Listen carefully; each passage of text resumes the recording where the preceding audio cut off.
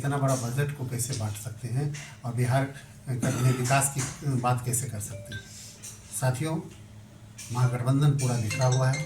आप जानते हैं कि अभी बहुत सारे ऐसे सीट हैं, जैसे गौराबोराम का सीट तो अभी आपने देखा ही, और इनके प्रदेश अध्यक्ष भी जहाँ से लड़ रहे हैं उस जगह पर भी आरजेडी ने कैंडिडेट दे दिया है। तो ये दर्शाता है कि महागठबंधन पूरी तरह से बिखर चुका है और हमारा जो एनडीए गठबंधन है ये मजबूती के साथ विकसित बिहार बनाने के लिए लगातार काम कर रही है और हमारा कैंपेन भी चल रहा है। अच्छा, लोगों का अपार समर्थन भी मिल रहा है। और महागठबंधन जो अवसरवादी गठबंधन, जैसा कि मैंने बताया कि ये पहले से ही किसी खास काम के लिए, अपने परिवार को सुरक्षित करने के लिए, अपने परिवारवादी नीति को बढ़ाने के लिए ये गठबंधन बना था। इनका बिहार के विकास से कोई लेना देना नहीं है और जो जो समय बीतेगा इसी तरह महागठबंधन की पोल खुलेगी। जब इनकी मंशा पूरी नहीं होगी तो ये लोग ताश के पत्तों की तरह बिखरेंगे।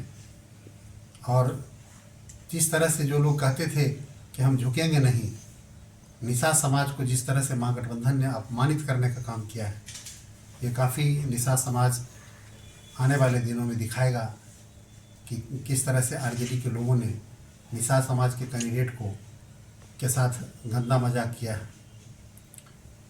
साथियों, आप सब जानते हैं कि जो लोग कहते थे कि हम किसी भी परिस्थिति में झुकेंगे नहीं, आज क्या ऐसी परिस्थिति बनी कि वीआईपी पार्टी का राष्ट्रीय अध्यक्ष दूसरे को सपोर्ट कर रहा है। ये दर्शाता है कि महागठबंधन में कहीं भी कोई इनको लग गया कि ये सीट जीतने वाला नहीं है। एक दूसरे को कहते हैं तुम लड़ लो, हार का ठिकरा कौन माथे पर ले। आरजेडी का कभी एक दिन कहा कि नहीं वीआईपी पार्टी के ही लोग लड़ेंगे, वीआईपी पार्टी कह रहा नहीं हम नहीं, अब तो वही लड़ेंगे। सब लोग समझ रहे हैं कि हार का ठिकरा अपने माथे पर नहीं लेना चाहता है। तो ये स्थिति कमोबेश बिहार के लगभग सीटों पर है।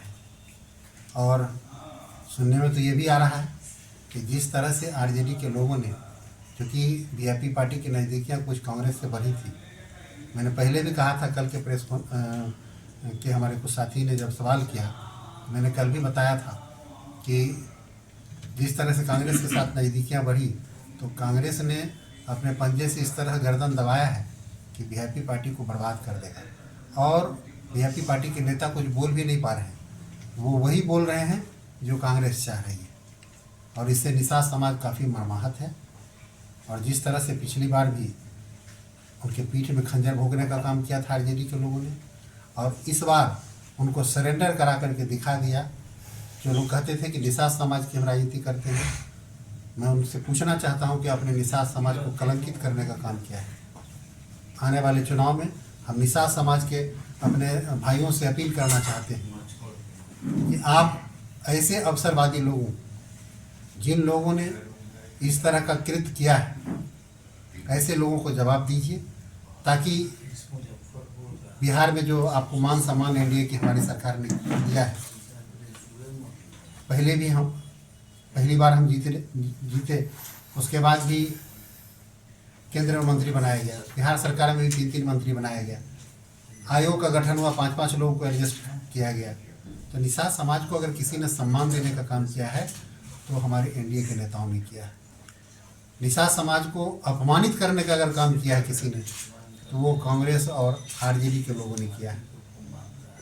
बिहार एक ऐसा अकेला राज्य है जहां 243 सीट पर चुनाव हो रहा है और 254 उम्मीदवार लड़ रहे हैं।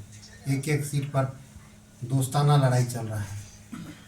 तो गठबंधन कैसा, जब दोस्ताना ही लड़ाई लड़ना है, फ्रेंडशिप मैच ही खेलना है, तो फिर गठबंधन कैसा। इसलिए इस गठबंधन को हम ठगबंधन कहते हैं। और ये अवसरवादी ठगबंधन जो है, ये निषाद समाज को जिस तरह से, अति पिछड़ा समाज को जिस तरह से अपमानित करने का काम किया है, उनको घुटने टेकने पर मजबूर कर दिया है।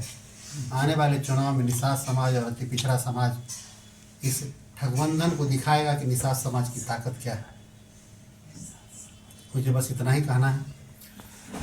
मुकेश सहनी जी, क्या लग रहा है इस चुनाव में प्रभावित कर पाएंगे? एकदम नहीं। देखिए, जिस तरह से जो आदमी सीट नहीं दे सकता है, एक कहावत है, पहले मुर्गी आई कि पहले अंडा। पहले विधायक बनेगा तब ना कोई डिप्टी सीएम बनेगा। तो यहाँ तो विधायक बनने नहीं दे रहा है, 6 नंबर। तो डिप्टी सीएम कैसे?